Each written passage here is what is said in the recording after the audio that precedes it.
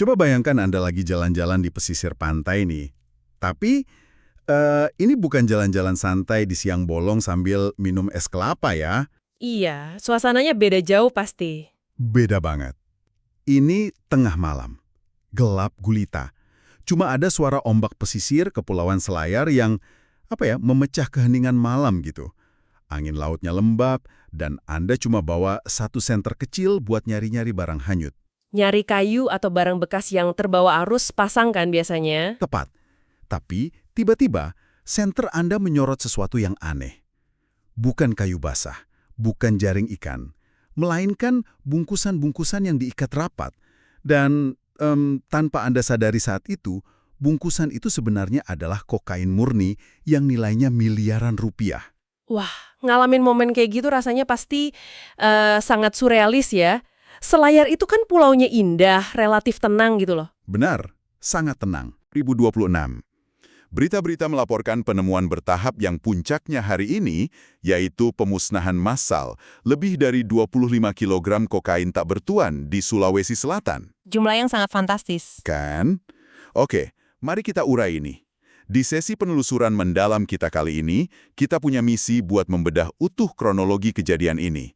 Kita bakal bahas gimana logistik penyelundupan laut ini beroperasi, respons warga setempat, sampai masuk ke lab forensik dan melihat misteri rute laut internasional di perairan Selayar. Karena 25 kg itu bukan buat konsumsi lokal loh.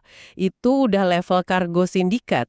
Kita harus melihat melampaui serbuk putihnya dan mulai menganalisis arus laut, metode pengemasan, sampai protokol keamanan mereka. Sip.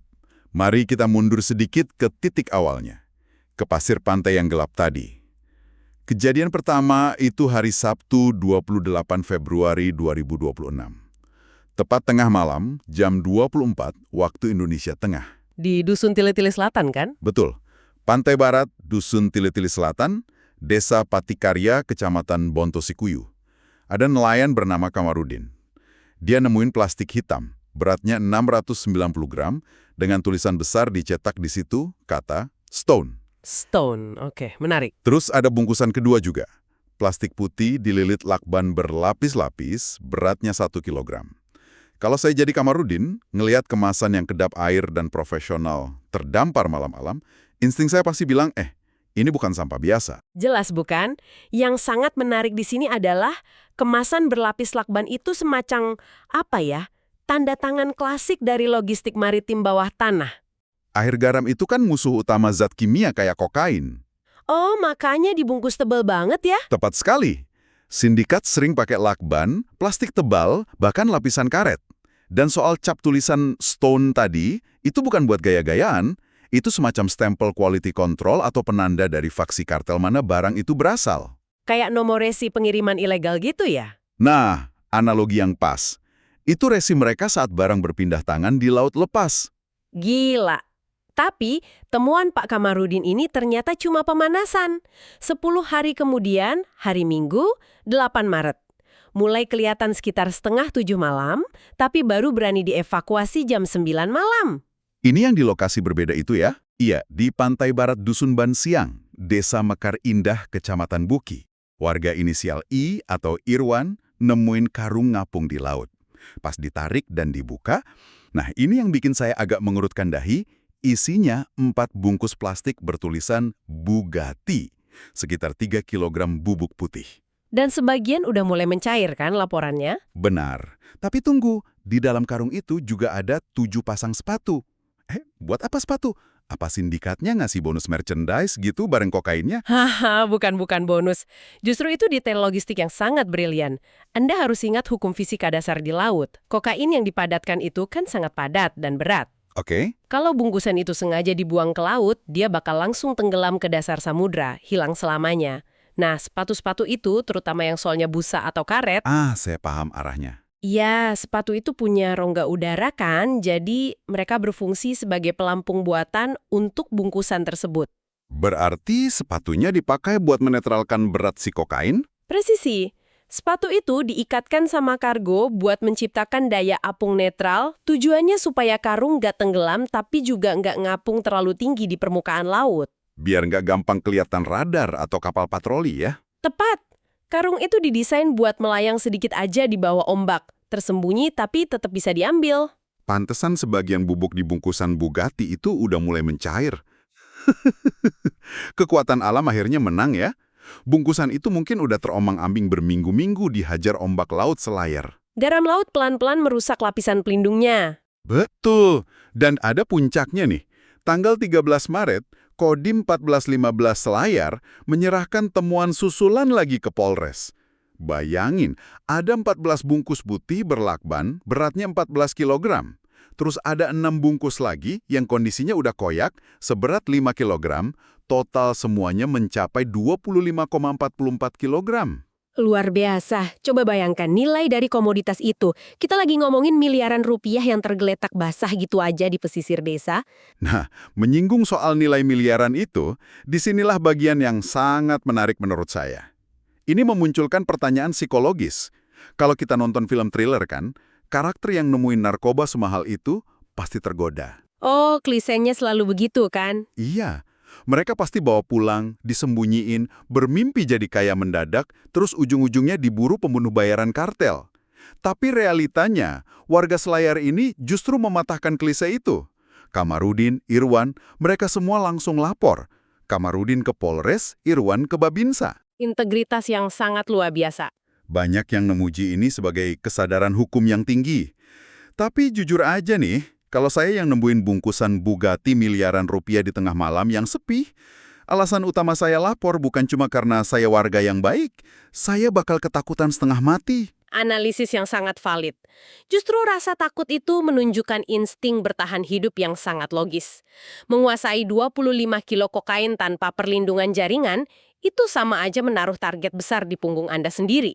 Sindikat internasional itu tangannya panjang. Makanya mending langsung diserahkan ke pihak yang berwajib ya. Betul, tapi jika kita hubungkan ini dengan gambaran yang lebih besar, tindakan mereka lapor itu sangat krusial. Ini membuktikan tingkat kepercayaan masyarakat kepada aparat. Di banyak negara dengan tingkat korupsi tinggi, penemu barang seperti ini sering dihilangkan oleh oknum. Biar oknumnya yang ngambil barangnya gitu ya. Iya, fakta bahwa Irwan berani langsung mendatangi Babinsa, itu bintara pembina desa dari TNI AD ya, menunjukkan sistem keamanan akar rumput kita bekerja. Babinsa kan memang membaur dengan warga. Rantai komandonya mulus banget ya. Dari Babinsa naik ke unit Intel Kodim, terus ke Dandim, dan langsung dikoordinasikan secara horizontal ke Polres Kepulauan Selayar. Tanpa ada ego instansi sama sekali. Sinergi yang patut dicontoh. Itu pertahanan pertama yang paling efektif. Kapolres Selayar AKBP Didit Imawan langsung turun tangan, pakai rapid test buat nguji sampelnya, dan hasilnya positif COC alias kokain. Pangdam 14 Hasanuddin, Maijen TNI Bangunawoko, sampai secara khusus memuji kesadaran hukum warga di sana. Karena tanpa peran warga, aparat bakal kesulitan mendeteksi hal seperti ini di garis pantai yang begitu panjang. Benar, tapi setelah ditemukan, mengamankan barang bukti 25 kg ini jelas bukan perkara sepele dong. Ini aset jutaan dolar. Sama sekali bukan hal sepele, barang itu nggak bisa dibiarkan terlalu lama di pulau kecil. Harus segera dievakuasi ke daratan utama, ke fasilitas dengan keamanan maksimum. Makanya, barang dari Dandim 1415 Selayar itu langsung dibawa melintasi laut ke Makassar ya. Buat diserahkan ke Pangdam, terus lanjut ke Kapolda Sulsel. Pasti tegang banget bahwa kargos penting itu menyeberang pulau, 6. Di Mapolda Sulsel, Jalan Perintis Kemerdekaan, Makassar. Serah terima dari Maijen TNI Bangunawoko ke Kapolda Sulsel Irjen Pol Juhedani Raharjopuro. Langsung disambung acara pemusnahan. Tapi sebelum dimusnahkan di tungku pembakaran, hukum kita butuh kepastian mutlak dulu. Rapid test di lapangan itu cuma dugaan awal. Oh, pengadilan nggak bisa terima hasil rapid test. Nggak bisa, pengadilan butuh bukti saintifik, forensik yang tidak terbantahkan. Coba bayangin suasana di labnya. Kombes Pol Wahyu Marsudi dari Lab 4 berdiri di depan meja penuh balok-balok kokain kotor yang udah melintasi samudra.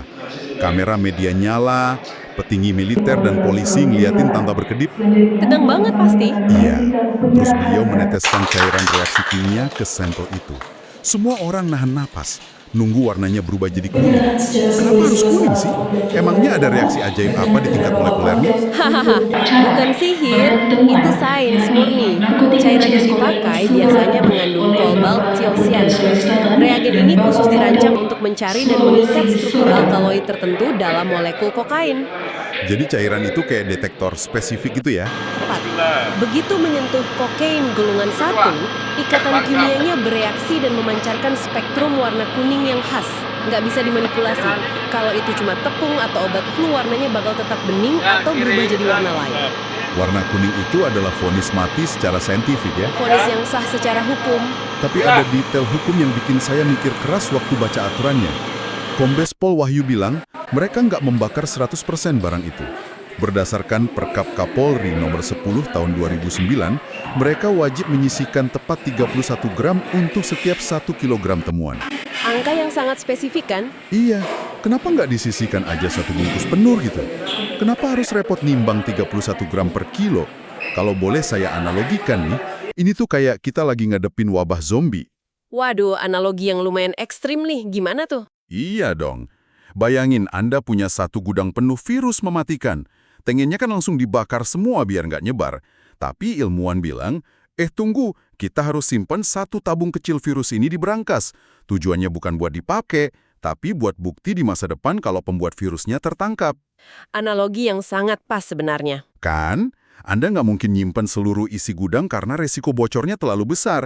Tapi Anda juga nggak bisa musnahin semuanya tanpa sisa, karena nanti si penjahat bisa ngeles di pengadilan.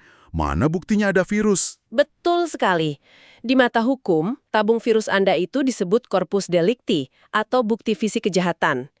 Kita kan penegak hukum yang harus menyeimbangkan urgensi memusnahkan zat berbahaya dengan kewajiban menyimpan bukti yang cukup.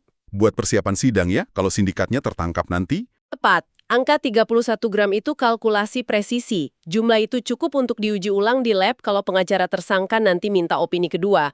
Tapi jumlahnya cukup kecil sehingga nggak punya nilai pasar yang signifikan kalau amit-amit terjadi kebocoran barang bukti. Ketelitian hukum yang brilian. Nah, setelah 31 gram per kilonya disisihkan, barulah tungku insinerator BNNP Sulsel dinyalakan. Irjen Pol Juhandani masukkan paket pertama, disusul Maijen Bangun Nawoko, Andi Rahmatika Dewi, dan Didik Farhan Ali Syahdi.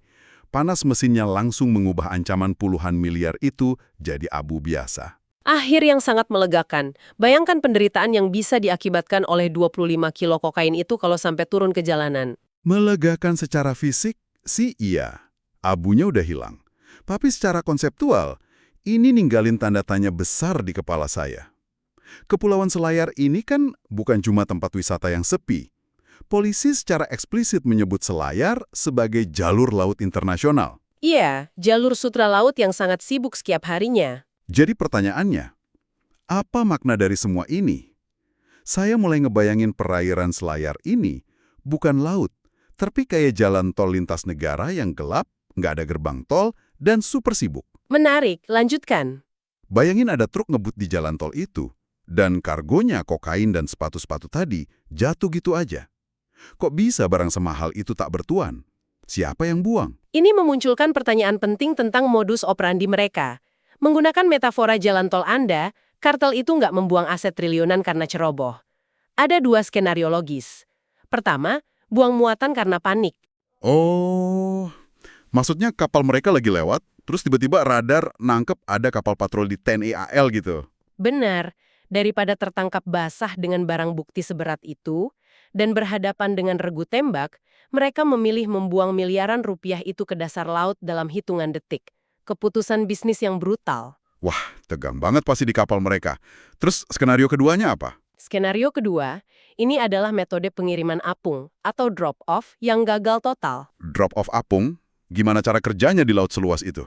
Sindikat internasional itu canggih.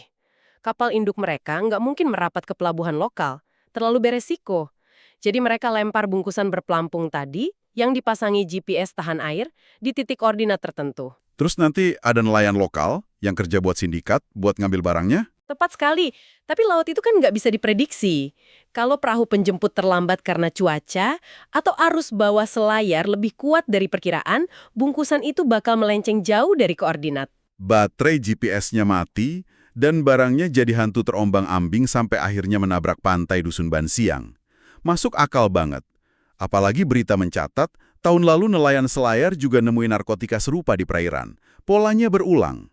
Dan ingat, wilayah pesisir itu terlalu luas untuk dipagari 100% oleh militer negara manapun. Ini menyoroti kerentanan rute maritim kita, tapi sekaligus menunjukkan bahwa solusi utamanya ada di masyarakat. Sepakat. Kita udah bedah semuanya hari ini. Dari kegelapan malam pesisir selayar, rasa takut dan keberanian nelayan yang mengaktifkan rantai komando, verifikasi presisi dengan cairan kuning di lab forensik, sampai panasnya pembakaran di Makassar.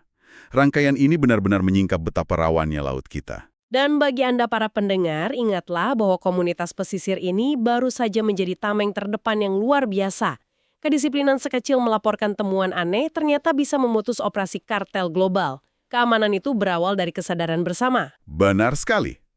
Tapi sebelum kita tutup, ada satu pikiran yang jujur aja bikin saya merinding sedari tadi. Coba Anda renungkan ini. Kalau 25 kg kokain murni yang nilainya miliaran ini hanyalah sebagian kecil kargo yang gagal atau nggak sengaja terbuang.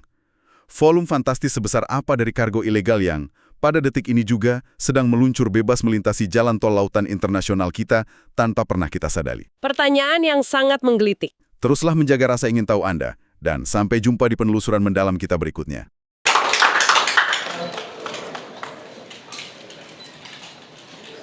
Penyerahan secara simbolis selesai ataupun waktu kembali ke tempat berkenan kepada Bapak Pangdam untuk acara barang temuan yakni narkotika jenis kokain seberat oleh Bapak Kapolda Sulawesi Selatan dan Bapak Pangdam Sulawesi Selatan.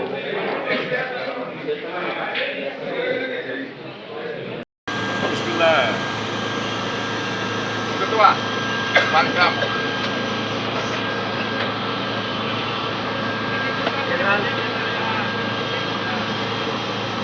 Ya, kiri dan mantap. Ya. Bismillah. Download Tribun X sekarang. Menghadirkan lokal menjadi Indonesia.